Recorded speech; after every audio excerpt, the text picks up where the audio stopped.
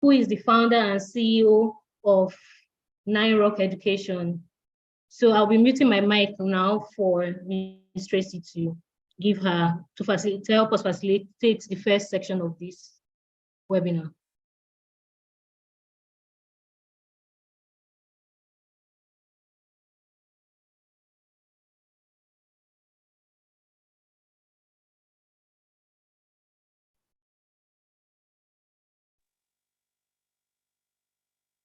Good morning, everybody.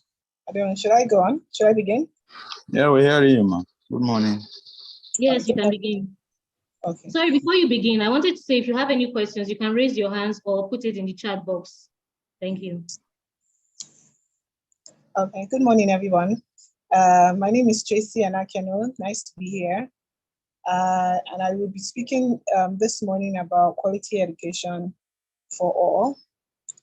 So I just want to give a brief background. I am the founder of an organization called the Nine Rock Education.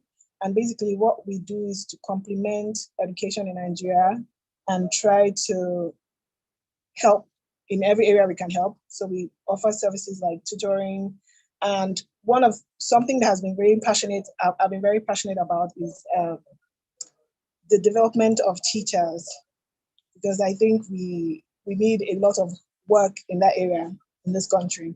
So that being said, I'll just go into it. We're talking about quality of education, and we're thinking, okay, so yeah, I don't know, is it time to start sharing my slide? Is it okay to share slides now? Yes, you can share your slides. You're a co-host. Okay.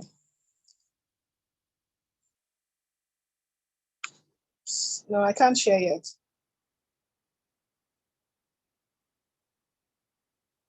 Hold on 1 second.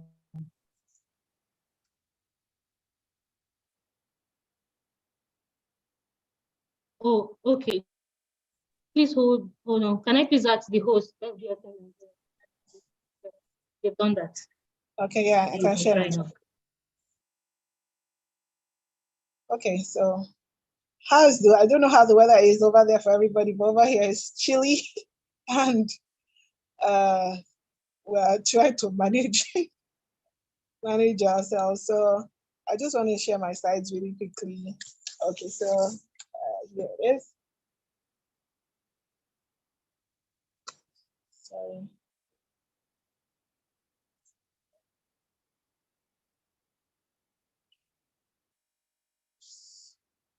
So I have to use my phone because we have all sorts of issues going on back home here. I mean, everybody who's Nigerian can understand, I think. So pretty much, we're talking about transforming education for the 21st century and embracing quality education for all. So today I will be speaking about why quality matters, what determines quality, what holds us back, what can be done, improving education. I have a quote, and yeah, that's about it. So for starters, why does the quality of education matter? I would like to begin to say, first and foremost, of course, we all know that education is a fundamental human right, and we cannot. Sorry for the interruption. We can't see your screen yet, or at least I can't. You can't? Wow, but I'm already sharing. Am I not sharing? Please put in the chat box if you can see our screen. Ooh, I'm sorry. I think I was not sharing. I'm sorry. Okay. Thank you. Sorry, again, I have to use my phone because, well, so sorry. Yeah. So I was saying why quality matters. Sorry. So I was saying why quality matters. First of all, we know that I guess we all are aware that education is a fundamental human right. So if you're going to, quality matters for many different reasons. So of course, it helps in empowerment. Empowerment in what sense? We could say, of course, it breaks the cycle of poverty. the more educated you are, the better job offers you get.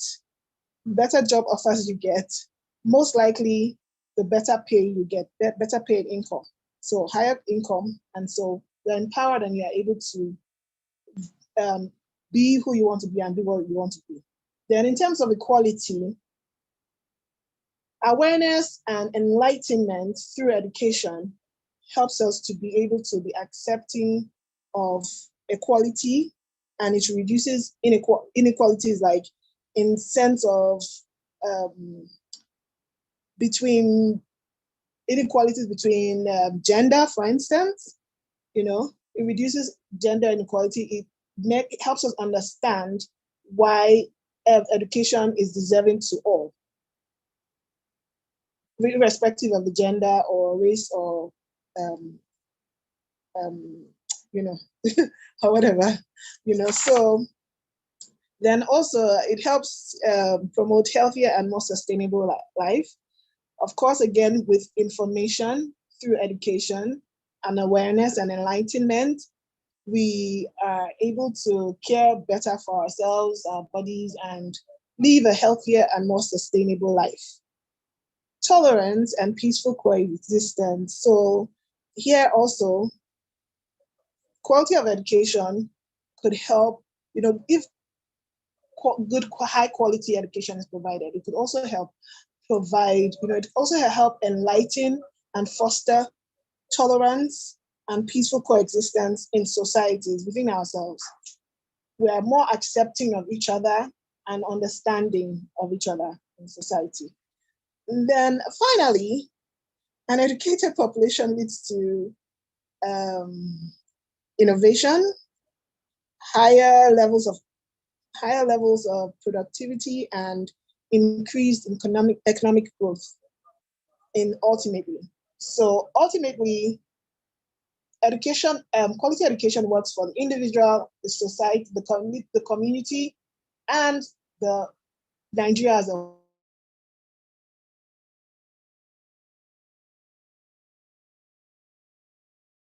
whole.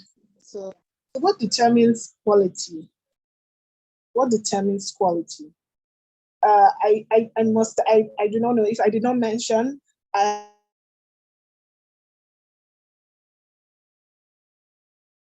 have worked as an educator, and although I have worked in the early years and primary school levels, which I also feel are very, very important areas of, like it's the foundation of education. So I find that is a key area of education. So what determines quality? From my years of experience, what I would say, I kind of like summarize them into these three parts: content, setting, and delivery. Of course, when we talk about content, we're mainly looking at the curriculum. What curriculum is being implemented, how was it developed, what were the factors considered while it was being developed, and so on and so forth. Okay, so to have a rich curriculum, I believe a lot of factors have to be involved. We must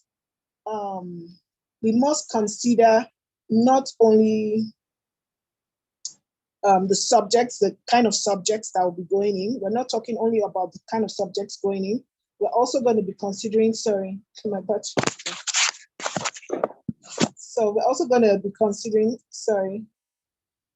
we're also going to be considering, you'll be thinking about the curriculum. For you to have a rich and robust curriculum, we'll be considering things like what subjects are to be taught, what topics should be taught, what are the relevant topics to be taught. And I know recently there was this debate about, there was this issue where they said the UN or one of these international bodies was trying to, well, I don't know if it was that they were suggesting to Nigerians that they wanted to change our curriculum for us, but I know that a lot of people in the comment section were like, oh, they can't, they don't have our values, they can't change our curriculum and blah, blah, blah. In my opinion, I think, of course, no man is an island. We could take a little bit of, we could take a bit of their ideas, but and we could also filter out what we do not want as a people. But I don't think we should. I think we should be open to lessons from other nations as well. And I think also, in alignment with the SDG4, I think like vocational curriculum, vocational skills should be included in the curriculums. Now, these days, I heard a saying somewhere where they said, for this generation, their skills are like their currency. It's like what your skills is what you can trade with and get and get rich with. So it's important to be able to develop those skills early enough. So I think these are the things that a curriculum should. These are the things that should be considered when thinking about curriculums: the subjects, the topics, how inclusive we want to be in the curriculum. So I know the first time I, as an educator, heard about the word inclusiveness, I know that it was centered around more about including children with lesser abilities or children with disabilities, including gender, including race. But today the Westerners are including a lot more that in my opinion, I consider a bit of garbage. Excuse my language, but so I think we can decide as a nation, we can take advice and we can also decide on how to build our own curriculum and what's important to us as a people. I also remember there was a talk about, for instance, I also heard there was a time in the news it was that I don't know if it was Lagos State in particular or one of the federal governments was saying like they needed to, that they wanted to establish speaking in the local language, teaching in local languages. In my opinion, I don't see how that makes any sense. And I would explain, I would say, because I feel like the local languages are very important to us here. I'm not saying we don't have to lose our traditions, our values, and all of that. But how helpful is the local language? How helpful will that be in preparing the Nigerian student for the 21st century world and workplace, if you understand what I mean? Many of us Nigerians, we're still doing very poorly with our English. And English is a universal language right now. Well, I mean, it's more of an international language that gets us places. So I don't think I totally agree with that. But basically what I'm saying is these are things we need to really think about when we're considering the curriculum content. What's going on? What is important? Language is important, but is it the most important? I don't agree. That's just an example of what I mean by content in the curriculum. Then, of course, we're going to talk about the setting, what determines the setting of the. When I talk about the setting, I'm talking about what the learning environment is. Like, is the learning environment conducive? Is it safe? So when you talk about the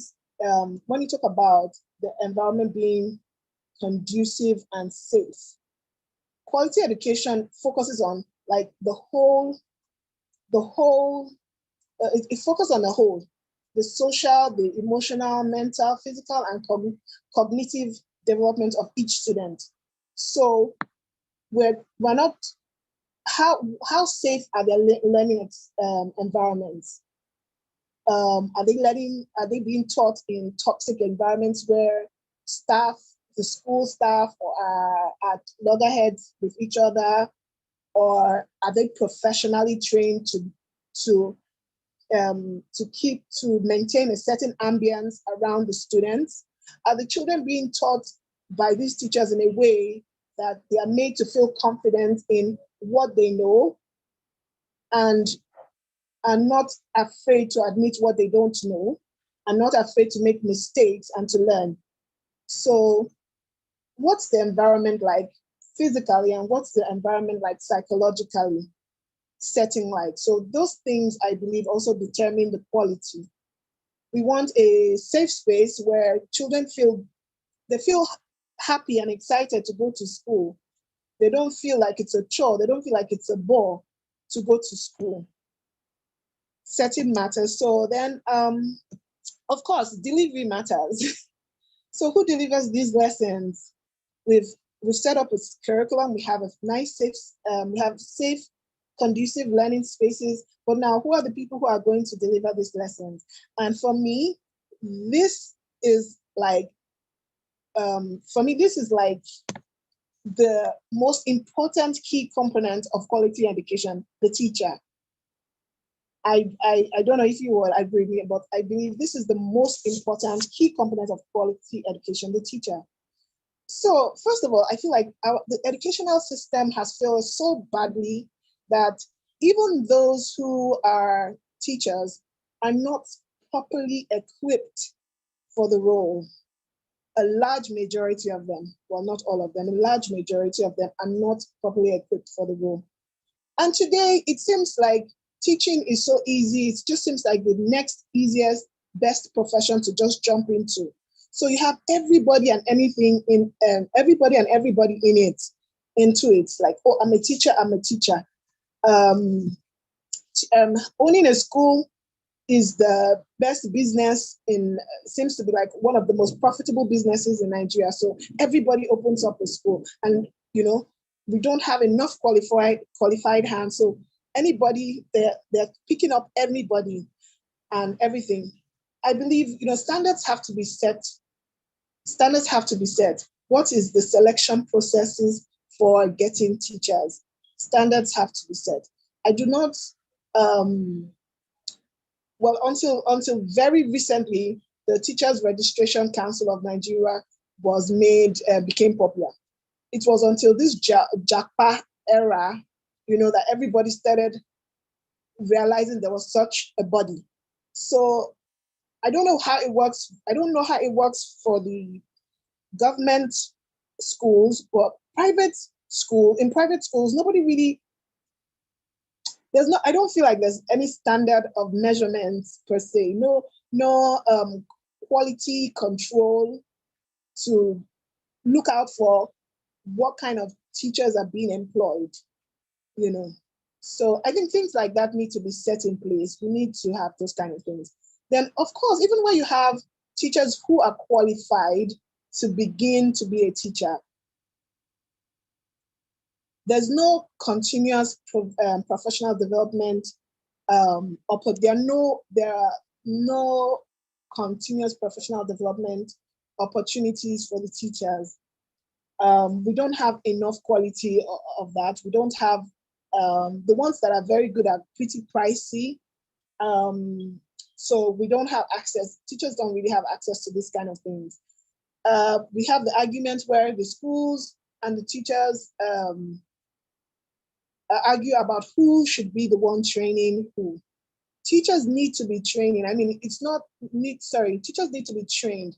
And it's not just in this profession. I mean, every profession, everybody tries to get better at their game. I mean, the world is changing at every second. So we need to be up to date with what's going on in the 21st century world. But teachers tend to relax and wait for schools to train them, which in a sense might sound fair, but at the same time, schools have the argument that, oh, they train these teachers, the teachers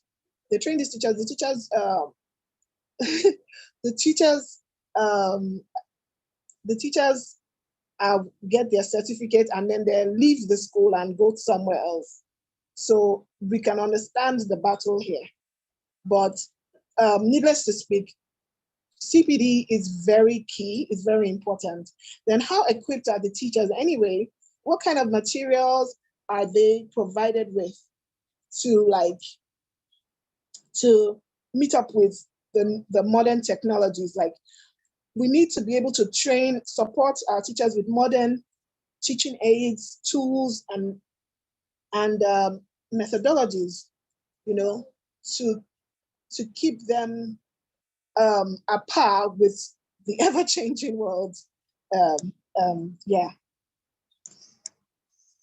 So sorry, I think I haven't been mindful of time. I've been speaking a lot. Okay, so yeah. So what holds us back what's hold us back? What is obstructing the implementation of SDG4 in Nigeria? I guess our greatest challenge, if we need to be fair, because I think a lot of private organizations, NGOs, a lot of people are beginning to realize the importance of quality education, and they're trying to do their bit, but I think the major challenge is still the issue of funding. So in 2015, in 2015, UNESCO came up with an estimate for Nigeria if they were to achieve the SDG4 in Nigeria. They came up with an estimate of about $34 billion per annum from 2015 up till 2030. But I mean, Nigeria's Nigeria's federal budget for the year per year is not even up to that 34 billion, and education only gets like about 7% of this and of the entire thing. So you can, I don't know if you get the picture.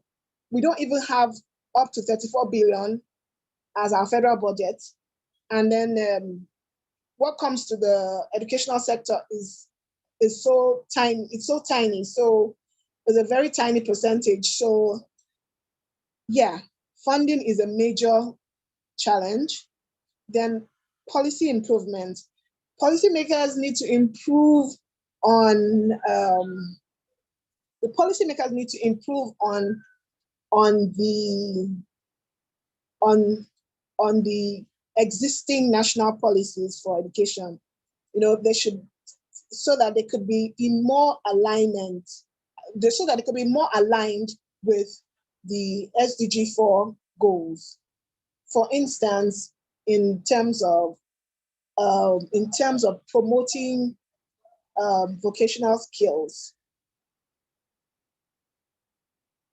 So what can be done? I would like to say, of course, everybody wants to blame the government, everybody wants to say it's this, but every little helps, according to Tesco.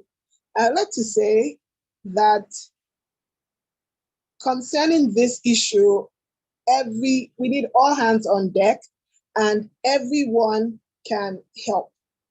Everyone has a role to play.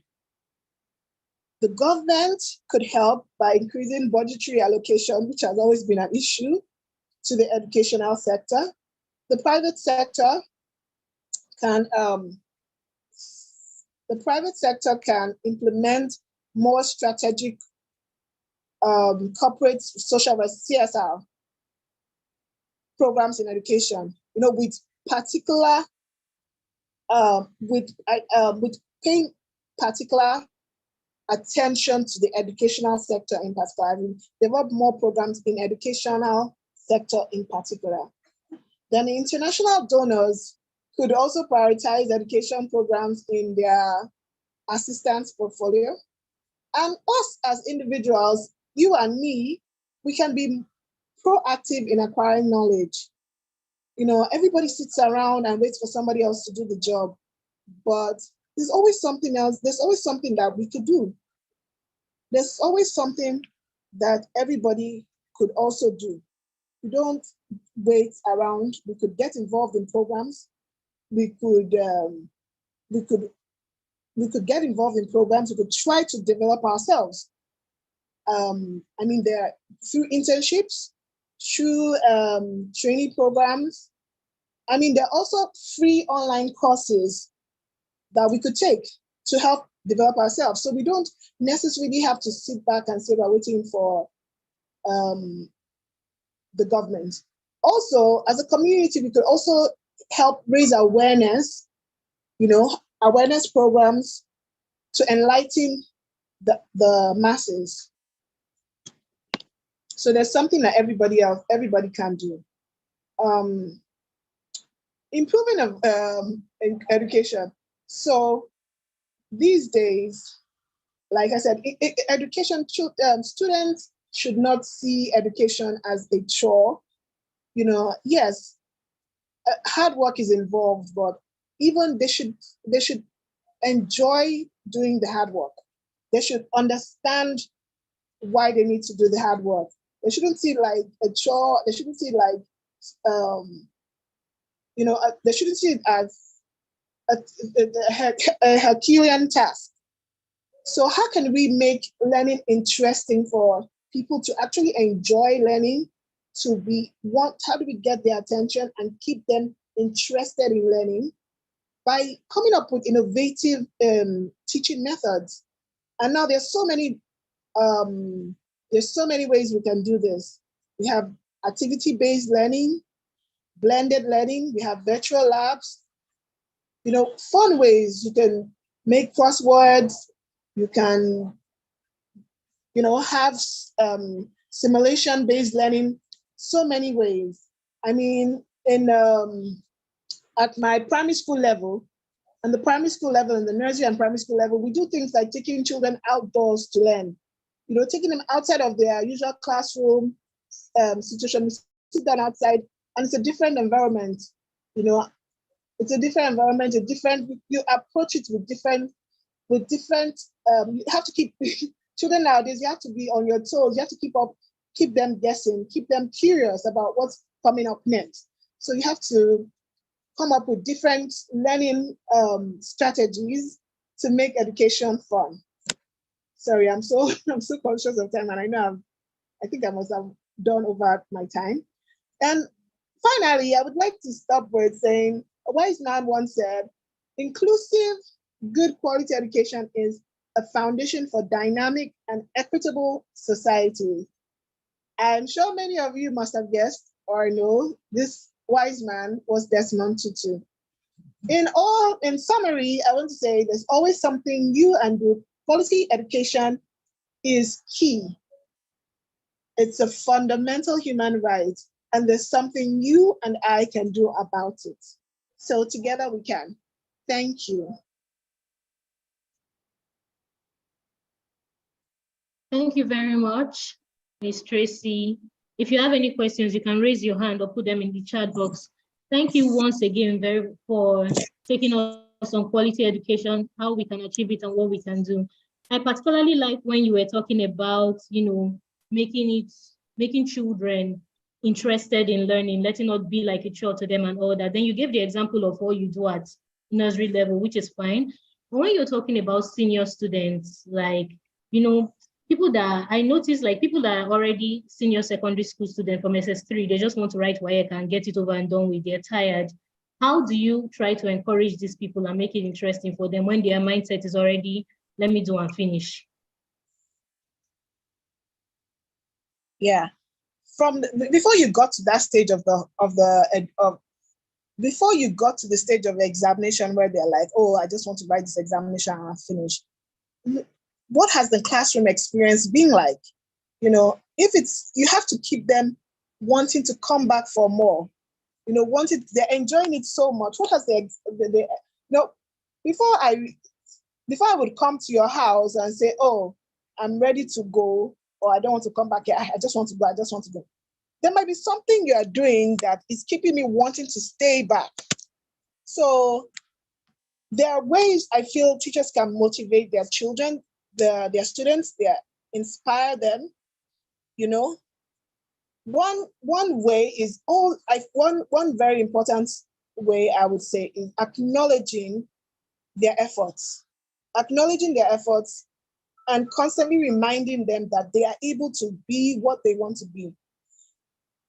Now, children are more intelligent in more than one ways, right? Gone are the days when our parents wanted us, we have to be a banker, we have to be a this. It is the teacher's responsibility to also know their students, the strengths and weaknesses of their students, and try and build up on that.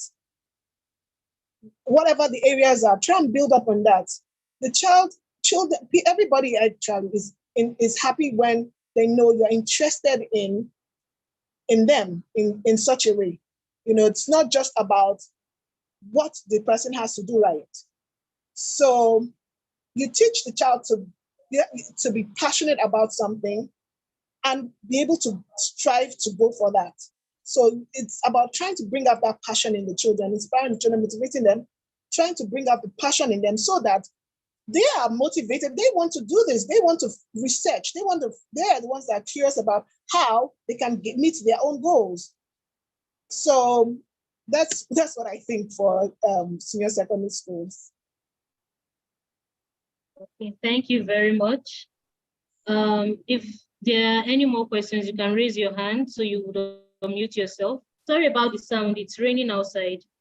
If no more questions, we can move on for now. I know Ms. Tracy said she has another engagement, so we can excuse you. So our next speaker for today would talk on. Okay, thank you, everybody. Thank you very much. Being here. Thank you for coming, ma. We really appreciate it. Okay, thank you very much for having me. Our next speaker for today, coming to talk to us about SDG 5, which is gender equality. You see, I personally think that we cannot talk about, education and leave gender out of it. Like these two goals go together in a way. So I want us to welcome Ewo Matome Wubiti Esquire. She's a legal practitioner, a gender practitioner as well, and she's the gender officer at Center for Women's Studies Center for Women's Studies and Intervention. So please, Matome, you can unmute yourself on your video, share your screen. You're welcome.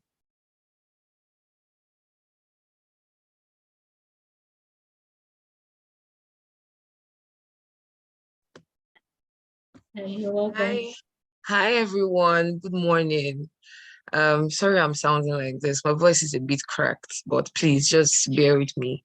So yes, I'm so happy to be here sharing a little bit on, gender equality, which is on SDG Goal 5, and how we can, see the interrelation between gender, education, and development.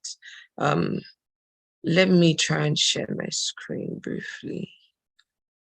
Just 1 minute, please.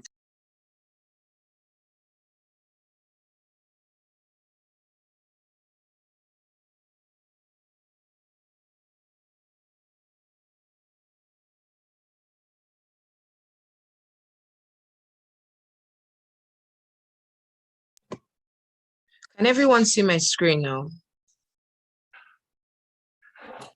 Yes. Yes. Okay.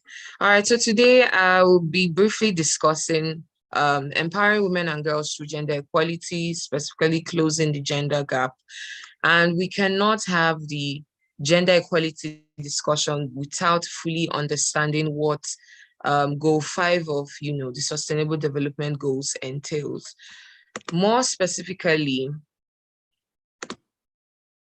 SDG 5 specifically says achieve gender equality and empower all women and girls.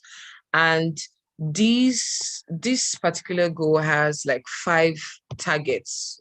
6 targets that they are specifically tending to. You can see that target 5.1 says end all forms of discrimination against all women and girls. Target 5.2, eliminating all forms of violence against women and girls in public and private spheres, including trafficking and sexual and other types of exploitation. 5.3 targets eliminating all harmful practices such as child early and forced marriage and female genital mutilation. Target 5 targets recognizing and valuing unpaid care and domestic work through provision of public services, infrastructure, social protection policies, and promotion of shared responsibility. Then you have the last target, point 6, which is to ensure universal access to sexual and reproductive health and reproductive rights. Now we can see that this specific goal looks at, these targets look at legal frameworks that addresses 4 specific areas, which is public life, addressing, public life, violence against women and girls, employment and economic benefits, marriage, and family. Now, to give a little more insight, we understand that when it comes to gender includes your characteristics, your social characteristics that are alluded to a specific sets of person based on their sex, right? So that includes, when we're talking about gender equality, we're recognizing all persons irrespective of their gender. Okay, irrespective of their gender. But over time, we have seen and we know that women and young girls are the most marginalized and most vulnerable groups of all genders, right? So now this targets, this particular goal 5, targets 4 areas which I had mentioned earlier. And specifically under each of these 4 areas, let me start with the public life. You see, we're looking at the ability of women to contest, vote, and be represented in public office and governance. Under the second area, which is addressing violence against women and girls, which includes also harmful practices that are perpetrated against children as well. Then we look at the third area, which is on employment and economic benefits. Under that, we are looking specifically at, the ability to work in higher income earning jobs, receiving equal pay, that is addressing the pay gap, yes. And then when we look at marriage and family, also addressing the minimum age for, the required age for marriage, looking at equal rights in relationships, improving access to sexual and reproductive rights to women. So you can see that this goal specifically targets all aspects that can lead to us achieving gender equality and empowering all women and girls.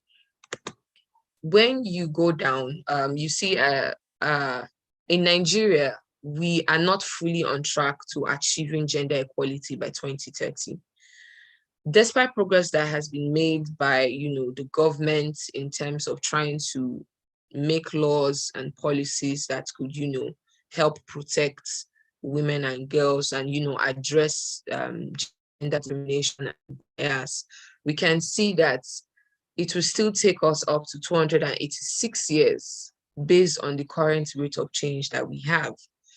Violence against women remains very high. We are having issues with global health. We're having climate and humanitarian issues that, have further increased risks of violence, especially for vulnerable groups in Nigeria. And then you can also see that from the past election, 2023 election that was conducted, women's representation in positions of power and decision-making still remains below parity. I stated here on my presentation that the World Bank in 2020 reported the progress of gender equality in Nigeria to be at 33%. That is very, very low. So you can see that at the end of the day, we are still taking very slow baby steps in achieving gender equality in Nigeria.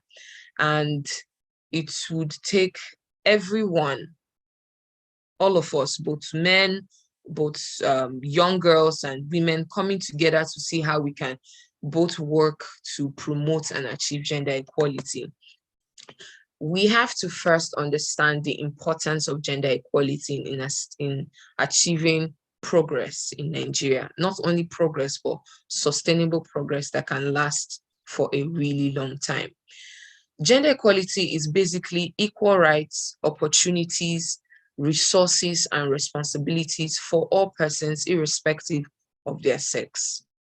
It does not mean that one particular gender is more superior or should be stated as superior and equal to another gender. That is not what gender equality is. Gender equality is basically equal rights, equal opportunities, equal resources and responsibilities for all groups of persons, irrespective of their sex. This means it impacts persons of all ages and backgrounds. Gender equality prevents violence against women and girls. Inequality is a main root cause of violence against women. We have seen that as a result of inequality, we can see that there are so many drivers of violence. You see men's control of decision making and limiting independence of women to setting roles, and this puts them in a position where they don't have access to certain resources and things that can better improve their lives and the lives of their families. You see women condoning violence against themselves because they don't see it as a major stumbling block to their development. We need to strive to apply gender equity in order to achieve equality. Gender equity is basically fairness.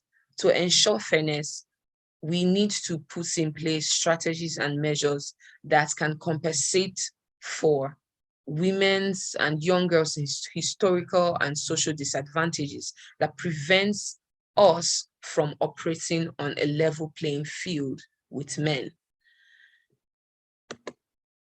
We can see that gender equality is not only just something for a social discourse amongst international communities and international agencies to say that, oh yes, we're being a part of the conversation. You know, gender equality is what everybody's saying these days. But I want us to really understand that gender equality is a human right. Everyone benefits from it.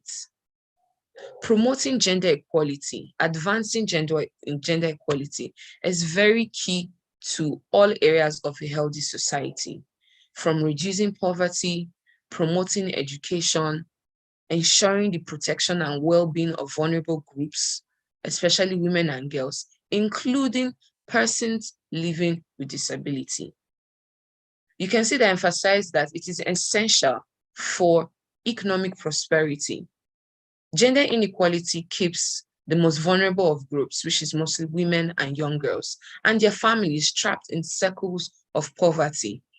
When women receive better education, receive better healthcare, and have access to good earning job opportunities, they can thrive. With better education and job options, we'll see less incidents of trafficking. Progress cannot be made if we do not tackle the root causes of gender-based discrimination and inequality.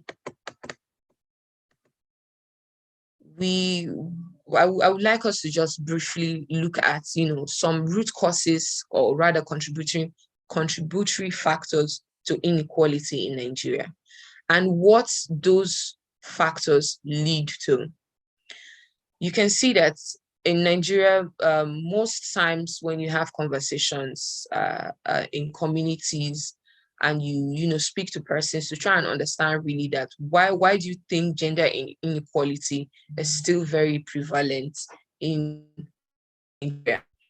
And you see most of them mentioning religious and cultural norms and practices. It is something that we have been saying for a really long time. And if in 2023, we are still saying religious and cultural norms is still one of the major root cause of gender inequality, then that means we need to start strategically working at how do we better reform religious norms and cultural practices that relegates women and girls, which are technically the most vulnerable groups in Nigeria, to the background. These cultural norms and practices, they perpetuate violence on women. And it is a major root cause of inequality. We have discriminatory laws, inadequate policies and systems to address violations as it contains to the most vulnerable of the groups in Nigeria. We have low levels of education. We have high levels of poverty, which has a disproportionate impact on women and girls. Now, all of these things, what are the results? What do they lead to, both short term and long term? You see that as a result of discriminatory laws, as a result of the inadequate policies and systems that we have in place to address violations of human rights and the rights of women and girls, you see that there's a low reportage of incidents of violation. That is, you have no reports at all of cases of violence because the women and girls don't believe that at the end of the day, they will get appropriate justice. Plus, in Nigeria, it's becoming very expensive to access justice, most especially for those that cannot afford it. We have gender pay gap. We have sexism in workplaces as it relates to women. We have sexual harassment on the rise. We have more violations of human rights. You have increases in cases of insecurity and, violence in community structures. We have increase in lack of bodily autonomy. That is, women, they don't, because of the fact that they are not well placed to make decisions for themselves, they lack the right to make decisions as it pertains to their body when they have settled down in their marriage homes and all of that. You see them having no access to quality medical care. You have increase in the rise of gender bias in terms of the way people view women and girls. There are certain aspects in public spaces of governance, in the workspace, in certain career roles that people believe that women are not supposed to be working in. All of this is as a result of gender stereotypes. All of this is as a result of practices over time that have relegated women and girls to the background. You can also see that you have cases of low income earning power, especially amongst women. Women usually participate more in the informal economy. They are more likely to work in agriculture or a lower productivity environment, somewhere that is flexible for them, because gradually you have cases where women are settling down and they are having children. So they feel like they have to work in an environment that's flexible enough to accommodate those aspects of their lives. We also have women's political representation, no access to information and communication technology. The organization I work for, we mostly go to, communities, rural communities, and you see that in 2023, women and young girls are still struggling to keep up with the digital age. They have little or no access to technology. So most of the times they're not up to date with what is going on. They are mostly focused on just their farming or opening just their business, opening a little shop so that they can, make ends meet for their families. And this is because, they don't have access to good education that can place them strategically in a way that they can access higher earning jobs. So we have been talking about gender equality. We have been talking about the root causes of gender inequality. We have discussed the importance of everyone really recognizing the benefits of gender equality in Nigeria, because it is going to benefit every person. We will briefly talk about the initiatives that have helped promote gender equality so far.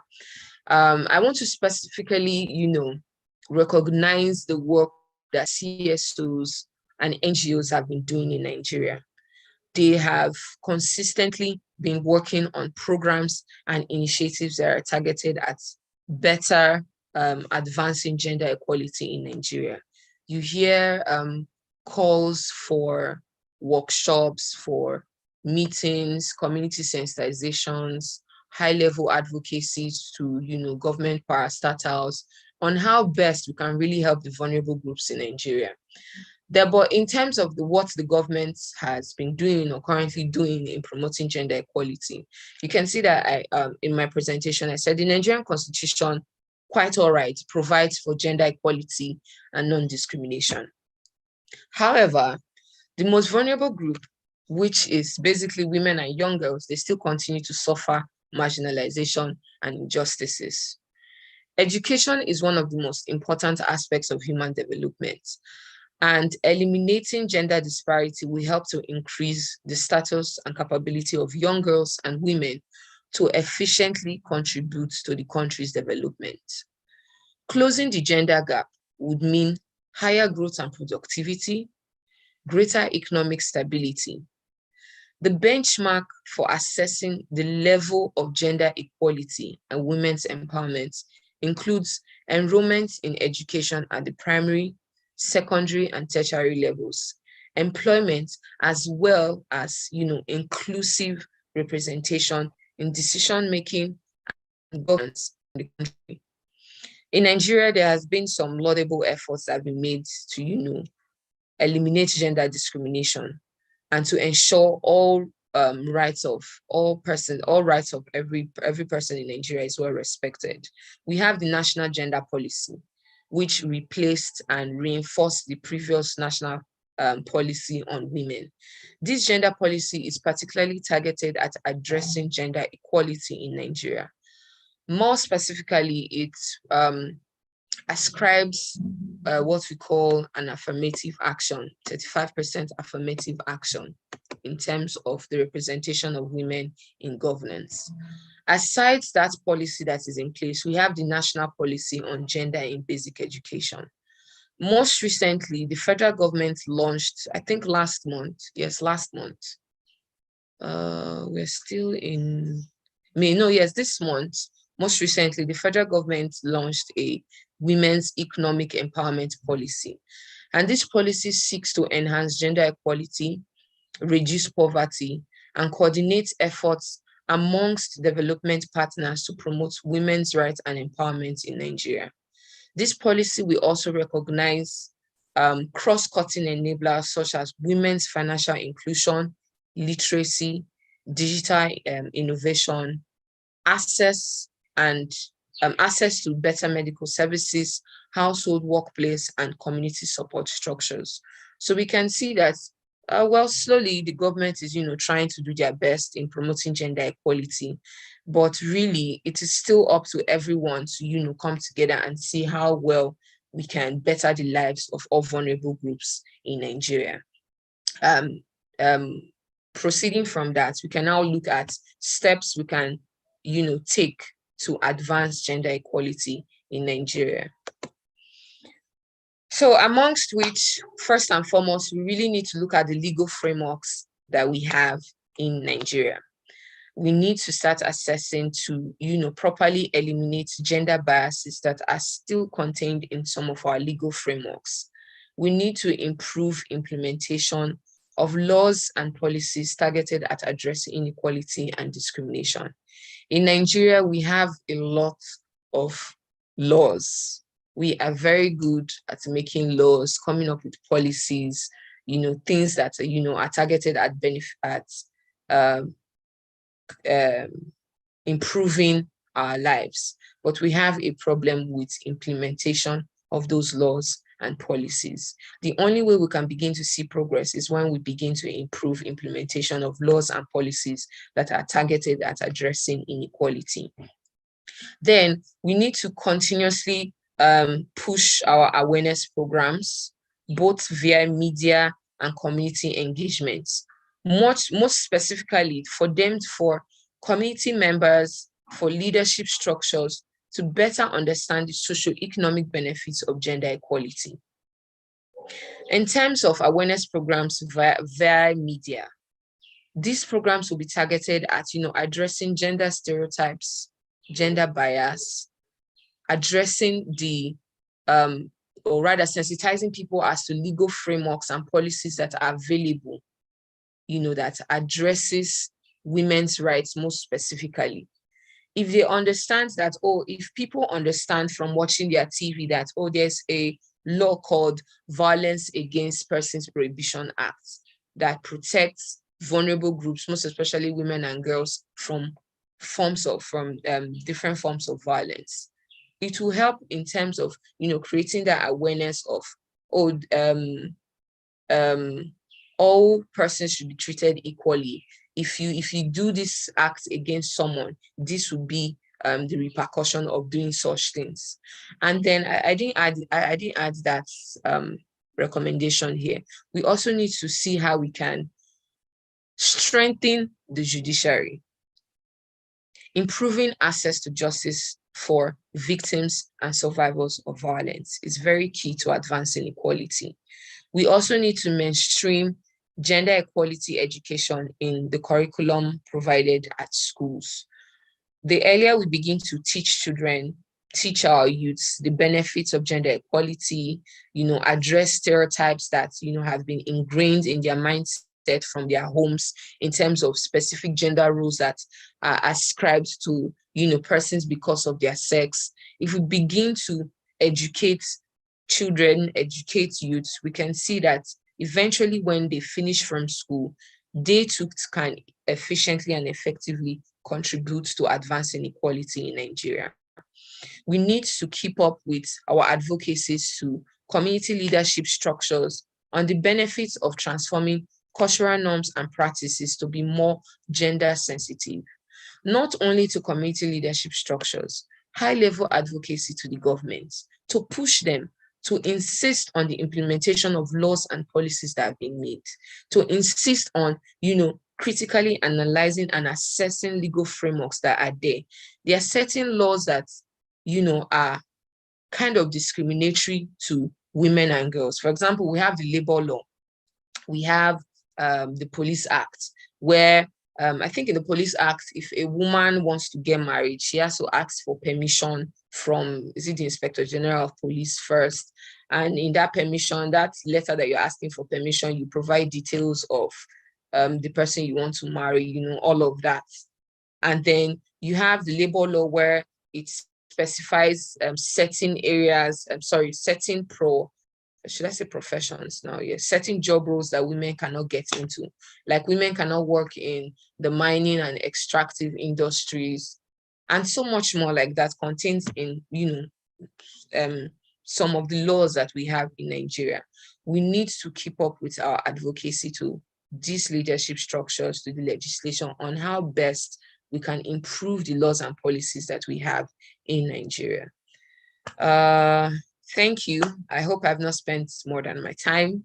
I hope I've been able to kind of raise our awareness as to the socioeconomic benefits of gender equality, the importance of everyone working together, not just depending alone on NGOs and CSOs and the government to do something. For wherever you are, you can contribute to advancing gender equality for every person in Nigeria. Thank you very much. Thank you very much. If you spent above your time, it was time well spent. When you were making your presentation, you said that, and I took note of this, that the rate we are going, it will take 286 years. At that point in my mind, I just screamed, I'm telling you. But this should not be discouraging. At first, the first emotion I felt was discouragement, but then again, it's also motivation to, we have a lot of work to do. We need to do this. Yes. I can see a question in the chat box from Amaka. She says, nice presentation. My question is this. With all the policies Nigeria has put in place to eliminate gender discrimination, the female gender is still marginalized. What do you think we can do to curb this problem? Or what are women not doing that should be done? Okay. So the problem is that most of the times we always think that it is always up to like the women and girls to do more for themselves. We are forgetting to also carry along the other groups, men and youths, to better understand the benefits of everyone working together to improve the lives of all vulnerable groups. I think when I was presenting, I mentioned that despite all the policies that we have in place, our major problem is implementation. implementation of these laws, implementations of these policies. When you let me specifically give an example now. I think in the workplace, for example, I'm sure so many organizations, so many private firms have policies to protect women, but we still have issues of sexism. We still have issues of sexual harassment. And most of the persons that are victims of these things, they don't report because they will tell you that there is no system in place to enforce that policy. Who will they report to? If they report that those cases of harassment, the person they are reporting to, how is that person going to, investigate and handle it to the point that the victim gets justice? So a major problem is implementation of those policies, implementation of those laws, looking at reforming the systems or putting in systems that can effectively work to protect women. We need to look at initiatives that can socioeconomically empower women and girls to be self-sufficient for themselves, to be self-reliant and independent enough to make decisions on their own, better place them in a way that they can access quality healthcare, in a way that they can access financial resources that can better improve their lives and their families. Basically, in all of this, what I'm trying to say is that we really need to look at implementation of policies, putting in place effective systems that can provide justice to survivors and victims, provide recourse for persons, and ensure that the laws and policies are working. Thank you. Thank you very much. This has been very interesting and very enlightening. Because of time, we'll move on to, yes, but I wanted to say I agree with you. Implementation is an issue, and this is part of why we are doing programs such as this to create awareness and spread the word and see how we can all be involved. It's not left for only one gender or one group of persons to do this. This is work for all of us. So thank you very much for taking out the time to come and speak to us on gender equality. We really appreciate. We have about 18 minutes more. We would move on to a panel session at this point. Thank you very much. So I would like to introduce the panelists. First of all, I hope you're still here. I want to introduce Ms. Onigba Pekulia. She will be one of our panelists today. She's a Delta State advocate, part of this advocacy program of the SDSN. And if you are around, Ms. Pekulia, please unmute your mic and say hello. Yeah, hello. Good morning, everyone. So you're welcome. Then I also want to introduce Mr. Gideon Irobele. Please unmute. Good morning, everyone. My name is Gideon Irobele. Okay, so I have joining live from Asaba, Delta State. You're very welcome to this session. So quickly, because we're running out of time, I just want to get your perspectives on a few things, which is what this session is about. I'll start with you because from what our last speaker said, she said we need to carry everyone along in this discussion, and I agree with that. So specifically, why I even chose you for this question is as a man. So I want to ask you the first question, Mr. Gideon. What role can men and boys play in advancing gender equality, especially in Nigeria? What's the role men and boys can play, and how can women and engage them as allies in this fight or this journey? Okay. First of all, when we talk about gender equality, it's not really something that is only meant for the government to maybe pursue the cause, because all of us have a very crucial role to play in this very interesting topic. First of all, starting from our traditions, right from our families. I think that's where we should start, because in the home, like for example, there are some traditions where the female gender are not maybe they are not liable to get any part of the property of their father, So, and also in the house, there are some parents, they already make it well known that these things are these are meant for women and these are meant for men. Like maybe cooking is meant for the women, cleaning the houses and the rest of it. So we should start from the grassroots, because they have three main agents of socialization, which is the family first, we have the churches, and we have the school.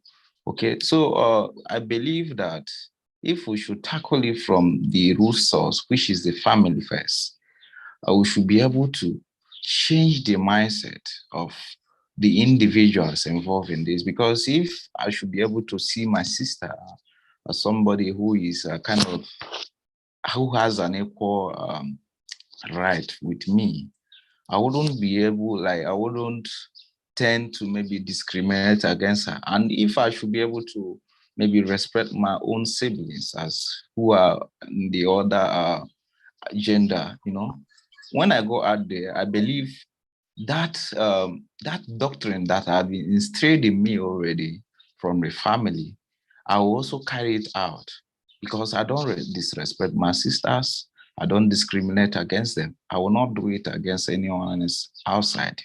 Okay. Also, now we come into the second level, when we go out from the family, we talk about the community. There are some kind of policies we make in the communities that really need revisiting. Okay, there are some policies like where women don't even come to maybe gatherings. They are not expected to maybe have their opinions.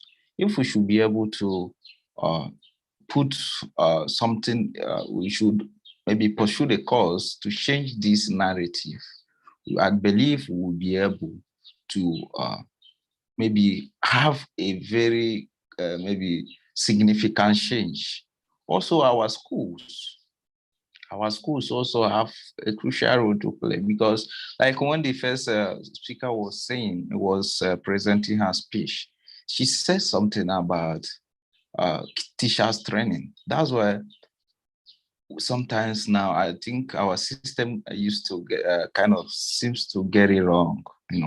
Nowadays you don't see even the industries. You don't see our industries, our schools training these teachers. Somebody is just giving a job. Somebody who has not taught for a first time, and the person is not even giving orientation. The person is not even, there's no even a kind of a workshop to kind of revisit the key values of this, the reason why they are teachers.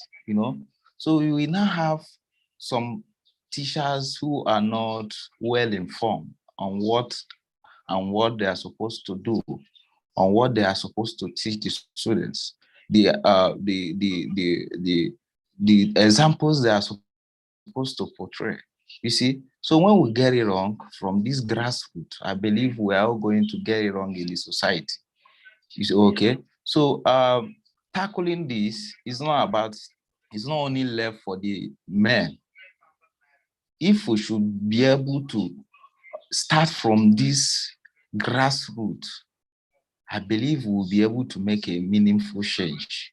Because if they say, as they say, start young, catch them young.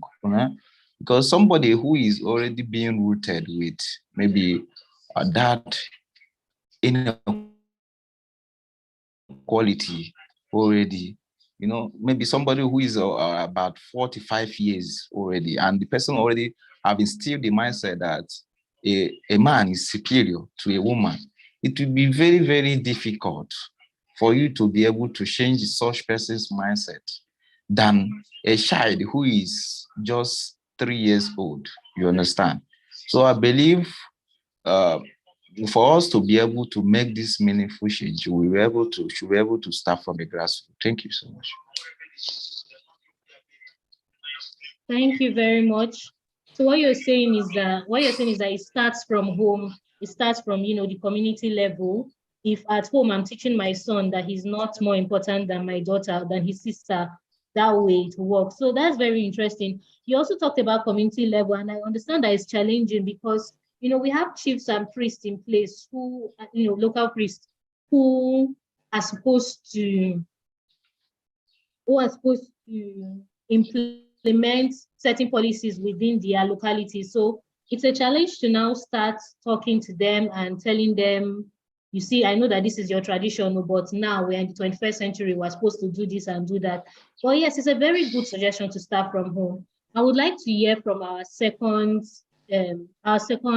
panelist today, Ms. Pekulia. My question for you is, SDGs are about innovation and they're about innovation basically, and how we should look at these SDGs together. So my question is for Ms. Pekulia is, for quality education, what innovative methods do you suggest that we can implement that would help better quality education?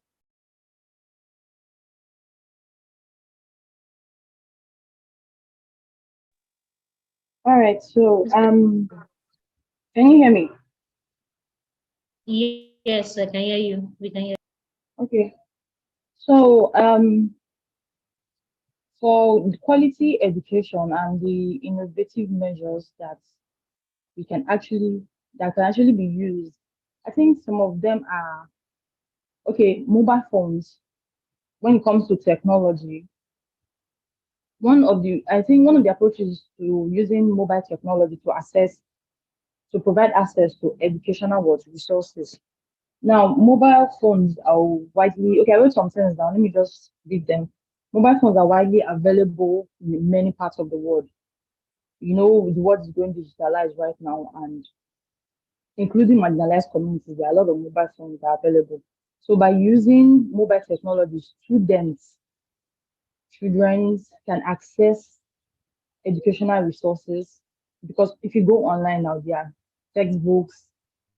educative textbooks, educative videos, and interactive learning tools online. So these tools can actually help overcome educational barriers such as lack of resources, lack access. We can also bridge the gap of access to information.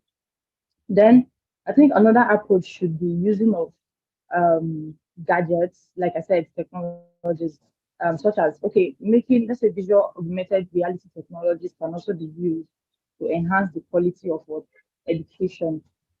These technologies can be used to create immersive learning experience that allows students to explore new concepts and ideas in a more interactive and engaging way. For example, visual reality can be used to take students on visual field trip. Sometimes some visual history and field trip to historical sites or scientific laboratories. Now, in Nigeria where we are right now, majority of the time we cannot say technologies are being used recently. Okay, let's say in our states, it's being used to actually teach children in school. Our first speaker also said something about training of the teachers. So I feel one of the things is, apart from we getting to use technology, the teachers firstly have to be trained first in how to access this technology, in training our children, in training the kids in school for the education, for us to be actually approach this with educational standards. So also we are, yes, so like I said, mobile phones are one of them. Right now we have this what's it called, this AI we all know about, um, and majority of the time it's good to access those things online. So using, one of the things I actually wrote here is gamification. Gamification makes learning more engaging and interactive. Now, gamification is use of game designs such as points, badges, and leaderboards to make learning more fun and engaging. Because for you to actually get the attention of children, you have to make learning for them fun. You have to make it engaging for them to be interested in learning first. Because these days you don't just force children to learn. You have to you have to make them interested in learning, make them interested in what you are about to teach them. So then another one is educational resources. that's the OERS, to provide access to high quality educational content. They are freely available educational resources that can be used, modified, and shared by everyone. Now, educators, which are also the teachers, can access a wide range of high quality educational materials that can be adapted to meet the specific needs of their students. Now, also community-based learning approaches can be used to enhance quality of education in marginalized communities. Now, community-based learning involves working closely with local communities to develop educational programs that are tailored to their specific needs and interests by involving local communities in the design and delivery of educational programs. Educators can help to ensure that the programs are relevant and meaningful to the students they serve. Now, there are many innovative approaches and technology that can be leveraged to enhance the quality of education in the marginalized community by using, now, first of all, I listed mobile technology, such as our mobile phones, our laptops, and so on, the gamification, visual and augmented reality, now open educational resources, and the community-based learning approaches. Now, we as what's called quality education, you know, it's the involvement of technology to actually make, we actually boost our learning. And I think for children of these days, actually more into more technology than we back then. So we using technology to actually teach these children might increase their interest in learning. Now, educators can provide students with access to high quality education that is engaging, interactive, and relevant to their lives and to their communities. Thank you.